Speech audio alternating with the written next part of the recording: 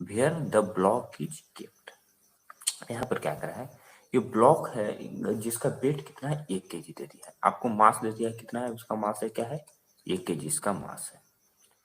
और क्या करा है कि शेप ऑफ इसका जो शेप है किसके है बाबू, शेप है जो है क्यूब के जैसा शेप है। ठीक है चलो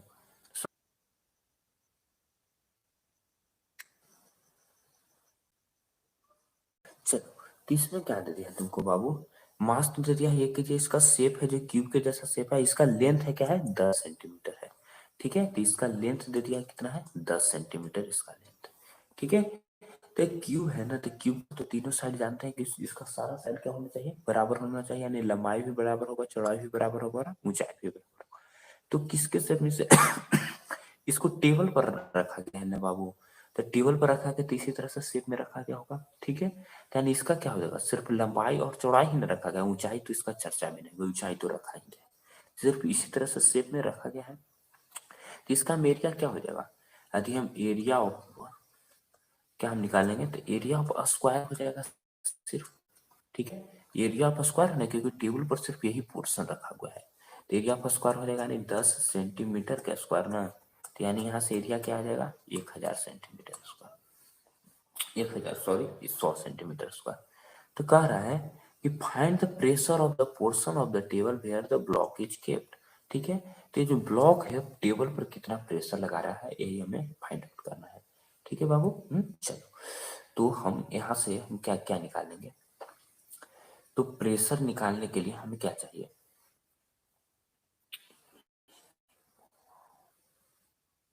अब यहाँ पर आ जाओ, तो P बराबर क्या होता है फॉर्मूला बाबू, एफ बटा ए ना, तो एफ हम निकाल लेंगे, तो एफ में मास हमको दिया है ना 1 kg, और ये का क्या हो जाएगा बाबू, ये तो टेबल पर रखा गया यानी अर्थ का ग्रेविटेशनल फोर्स लगेगा, तो यानी ग्रेविटेशनल फोर्स है बाबू, यानी गुरुत्वीय त्वरण लग रहा है ना, तो हम 10 सेंटीमीटर मान लेते हैं। ठीक है, तो एफ बराबर हो गया ए में, और ये हम कितना निकाले हैं 100 सेंटीमीटर का स्क्वायर ना, तो 100 सेंटीमीटर का स्क्वायर।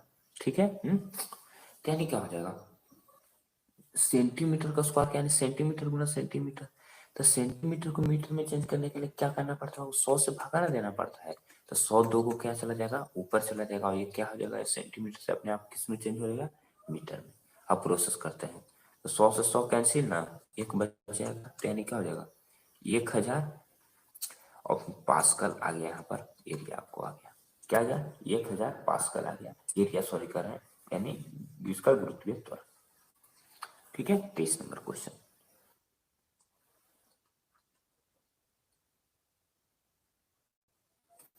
ठीक है सही है, तो और आपको कहीं कहीं आपका इसका आंसर जो है 980 पास्कल भी मिल सकता है।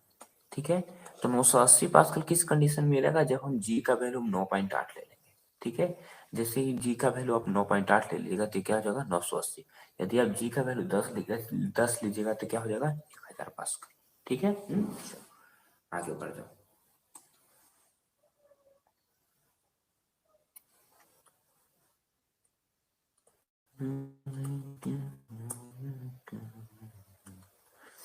क्वेश्चन नंबर 24 पर आ जाओ।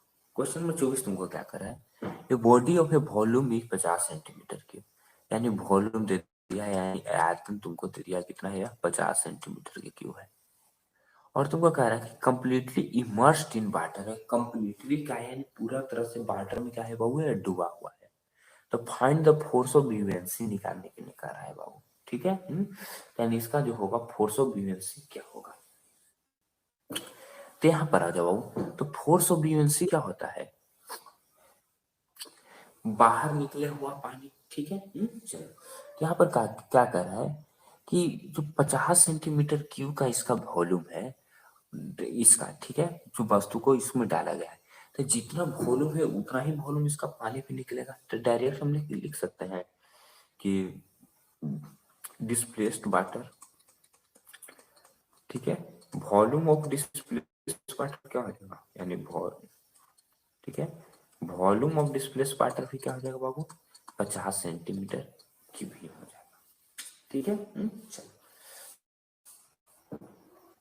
तब यहाँ पर जो क्या कर रहा है कि फाइंड द फोर्स ऑफ ब्यूएंसी निकालना है। ठीक है, तो और सॉरी 50 सेंटीमीटर की तुमको वॉल्यूम दे दिया है, तो हमें वॉल्यूम दे दिया है, तो फोर्स ऑफ वेलोसिटी एक डिस्प्लेस वाटर का तो वॉल्यूम हमने पता चल गया, ठीक है। तो यहाँ पर जानो बाबू कि वाटर का जो है डेंसिटी क्या होता है, ठीक है।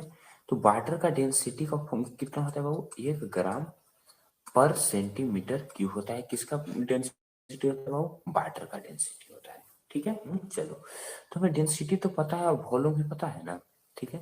तो डेंसिटी भी पता है, वॉल्यूम भी पता है, तो यहाँ से मास निकाल लेंगे, बिल्कुल हम मास निकाल लेंगे, क्योंकि डेंसिटी बराबर क्या होता है, वॉल्यूम सिर्फ मास पर वॉल्यूम होता है, ठीक है। डेंसिटी का फॉर्मूला क्या होता है, मास पर वॉल्यूम। डेंसिटी 1 ग्राम हो गया, और तो मास को हमें पता नहीं, तो मास हम लिख लेते हैं, और वॉल्यूम क्या आ गया 50 ना, तो 50। तो ऐसे मास तुमको क्या आ गया बाबू, 50 ग्राम तुमको मास आ गया, ठीक है। तो ऐसे मास कितना आ गया 50 ग्राम। तो यानी हम क्या कर रहे हैं कि जल में हम कितना डुबा रहे हैं वस्तु को बाबू, 50 ग्राम वस्तु को हम जल में डाल रहे हैं, यानी ये स्टोर। तो जल में क्या है बाबू, ये पूरा तरह डूब गया है ना, फुल्ली इमर्स्ड है। तो फुल्ली इमर्स्ड है, तो इसमें सिंपली हम क्या लगा दें, mg लगा देंगे, यही फोर्स ऑफ बीएनसी में होगा। क्योंकि जो डूबा हुआ है, तो जितना ये नीचे खींच रहा है उतना ही फोर्स ऑफ बीएनसी को ऊपर खींचना चाहिए, तभी तो ये क्या होगा, डूबा हुआ रहेगा, एकदम बैलेंस में रहेगा, ठीक है। चलो, तो मास तुमको मिल गया 50 ग्राम, और जी का है पता बाबू, जी का वैल्यू कितना हो जाता है, 9.8 ले लेते हैं। तो पहले 50 ग्राम है, तो इसको केजी में चेंज करें, तो 50/1000, और ये कितना लेना है, 9.8 ले लेते हैं। तो 0 से 0 कैंसिल ना, एक और डेसिमल कर दो, तो एक और हो जाएगा, ठीक है। चलो, तो 98 पाँच क्या हो जाएगा, 490 हो जाएगा, ठीक है। और 490 बटा क्या हो गया, 1000 ना, तो कैंसिल हो गया, 100 से 49 में भागा दिया तो क्या हो जाएगा, 0.49 न्यूटन आ जाएगा, ठीक है। तो फोर्स ऑफ बीएनसी क्या आ गया, 0.49, ठीक है। चलो, उम्मीद करता हूँ कि तुम लोग को बन रहा होगा। किसी के प्यार अब आ जाओ नेक्स्ट क्वेश्चन, क्वेश्चन नंबर 24 तो हो गया है डन। अब आ जाते हैं क्वेश्चन नंबर 25 के ऊपर।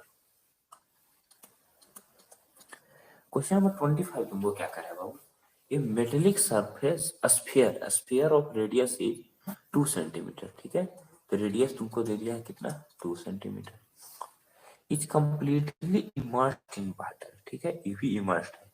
फाइंड द फोर्स ऑफ ब्यूएंसी, तो तुमको रेडियस दे दिया है, ठीक है। चलो, तो रेडियस दे दिया है, तो यहाँ से हम वॉल्यूम निकाल सकते हैं, वॉल्यूम हम निकाल लेते हैं, ठीक है। तो अब हम वॉल्यूम निकाल लेते हैं।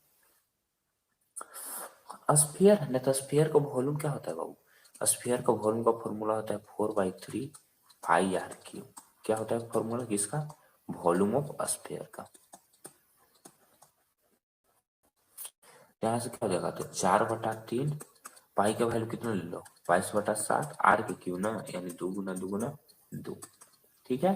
चलो, तो क्या हो रहा है, कोई किसी से कट तो रहा नहीं, 2 3 6 6 यानी क्या हो जाएगा, 8 चौका 32 ना, तो 32 × 22/21, ठीक है। क्या हो गया, यहाँ से वॉल्यूम आ गया क्या, 32 × 22/21। इसको हम लगभग 32 लिख सकते हैं, देखो 22 है 21 है, तो लगभग क्योंकि कैलकुलेशन आगे जाके तो टफ होते जाएगा, तो लगभग यहाँ से क्या आ जाएगा 32 सेंटीमीटर, तो यहाँ से क्या आ गया, वॉल्यूम आ गया, ठीक है। अब जान जाओ, तुमको फोर्स ऑफ बीएनसी नहीं पूछ रहा है, ठीक है। तो फोर्स ऑफ बीएनसी अब किसको डुबा रहा है, वाटर में डुबा रहा है, तो वाटर का डेंसिटी अगेन क्या हो जाएगा, 1 ग्राम पर सेंटीमीटर क्यूब ना, जिस तरह तो क्वेश्चन नंबर 24 में देखे थे। तो 1 ग्राम पर सेंटीमीटर क्यूब बराबर एम बटा भी क्या हो गया, 32 ना, तो यहाँ से एम का जो वैल्यू हो गया लगा लगभग क्या हो जाएगा, 32 ग्राम आ जाएगा, ठीक है। यहाँ से एम का वैल्यू लगभग क्या आ जाएगा, 32, ठीक है। लगभग हम लिख सकते हैं 32 ग्राम। अब हमें क्या चाहिए, ये तो 32 ग्राम हमने ले आया, अभी हमें क्या निकालना है, फोर्स ऑफ बीएनसी ना, तो डायरेक्ट एमजी करते हो, तो 32 गुने किसका कितना ले लो बात, जी का वैल्यू 10 ले लेते हैं, तो लगभग क्या हो जाएगा, 320 है, 32 ग्राम है ना बाबू, तो 32 ग्राम है तो 1000 से भागा, यानी 320/1000 ना, तो 1 0 से 1 0 कैंसिल, यानी 0.32 न्यूटन लगभग हो जाएगा, ठीक है। लगभग हम आंसर, हम एग्जैक्ट नहीं कर रहे हैं बाबू, तो लगभग आ गया। अब आ जाते हैं क्वेश्चन नंबर 26